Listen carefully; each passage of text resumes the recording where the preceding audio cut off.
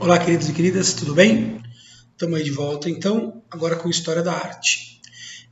Eu passei para vocês o conteúdo agora da arte brasileira, que a gente vai caracterizar aqui, ou vai classificar aqui como arte acadêmica brasileira. Vamos entender uma coisa. Quando aconteceu lá a missão francesa, que a gente teve, inclusive, isso em sala de aula, nós estudamos lá o Debré, né? Falamos sobre as técnicas de pintura acadêmicas, clássicas, que foram trazidas para o Brasil por esses pintores. E é naquela época que é fundada a Academia Imperial de Belas Artes. Veja, a Academia Imperial de Belas Artes ela é fundada justamente para que existisse no Brasil um estudo sobre pintura, estudos sobre pintura.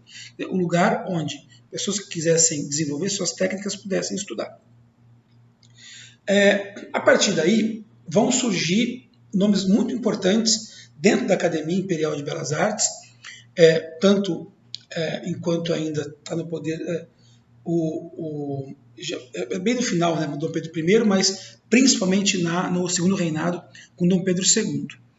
Veja, nós vamos ter alguns nomes que são fundamentais e que a gente tem que entender no desenvolvimento do século XIX e na chegada para o século XX.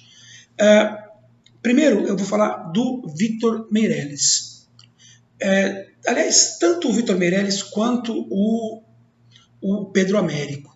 Eles são pintores que vão ser muito influenciados, então, pela técnica acadêmica, mas também por uma forte tendência romântica, principalmente o patriotismo. Então a gente vai ter muitas cenas históricas, muitas. Então, primeira missa no Brasil, independência, momentos da colonização, batalhas na Guerra do Paraguai, então, Batalha do Riachuelo, Batalha do Havaí, e que são telas gigantescas, enormes, telas que tinham 4, 5 metros de largura por 4 metros de altura, quer dizer, telas que ocupavam assim um espaço enorme, justamente para mostrar essa questão da grandiosidade. Importante frisar também que esses pintores, eles vão reforçar, obviamente, aqueles valores patrióticos, né, nacionalistas do romantismo.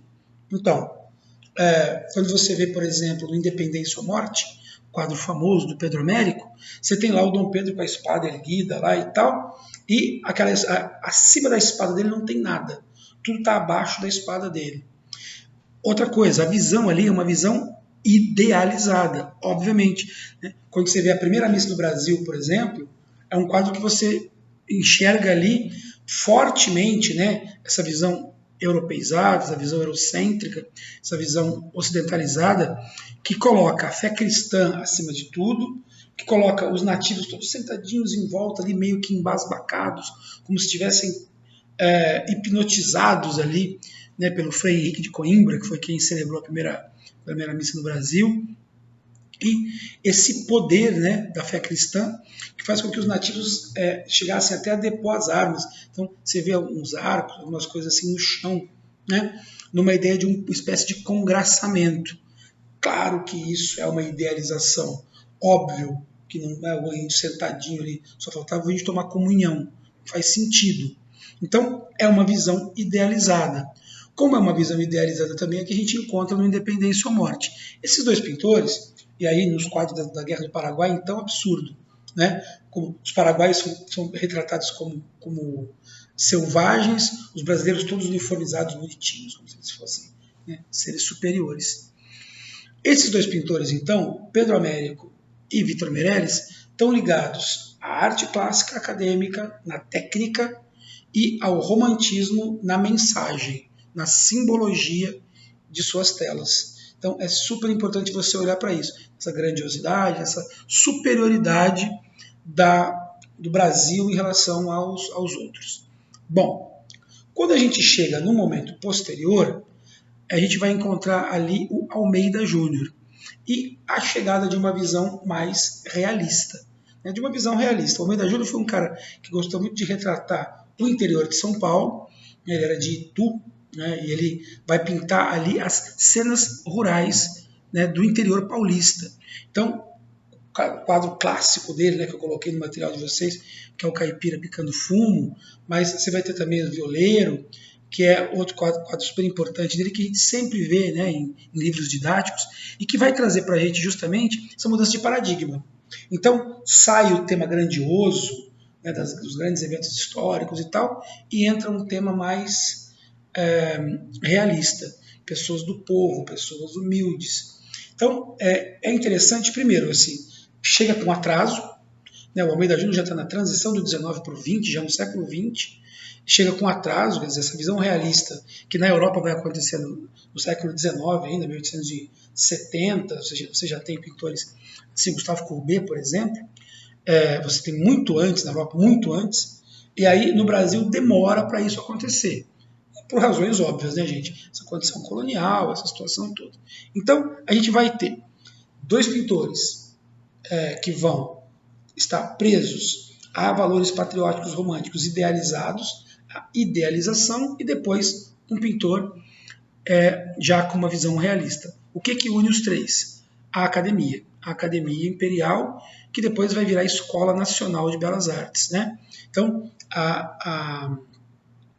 esse cultivo, né, pelas belas artes, pelo estudo da pintura, que vai vir desde a Missão Francesa, vai se instalar no Brasil com a academia e vai permanecer e tal, até hoje, aliás, né, quem tiver a oportunidade um dia de ir, eu tenho fotos belíssimas de lá, né, do Museu Nacional no Rio de Janeiro, e a Escola Nacional hoje é ligada ao Departamento de Artes da Universidade Federal do Rio de Janeiro, né? Então, existe, na verdade, essa tradição até hoje, está lá, e é muito bonito de se ver, né, essa coisa. Inclusive, esses quadros, a maioria deles está no Museu Nacional do Rio de Janeiro. Tá? Então, coloquei para vocês lá um trabalhinho, coloquei algumas questões também, coloquei um trabalhinho. Esse trabalhinho ele é justamente para vocês discorrerem sobre essa questão, né, das escolas de época e de como elas vão influenciar a pintura, e um texto dissertativo que vocês vão entregar aí oportunamente. Tá? Não deixem de fazer as atividades, pesquisem, tem muito material, tem muita coisa interessante para se ver, e na sequência aí a gente vai falar da arte moderna brasileira, da chegada das vanguardas ao Brasil com o modernismo brasileiro, e vamos dar sequência depois ao século XX da pintura, com a Europa e os Estados Unidos. Tá certo? Precisando de alguma coisa, lembra sempre, né, não custa lembrar, o WhatsApp está aí, Face, o que vocês quiserem usar para falar comigo. Tá bom?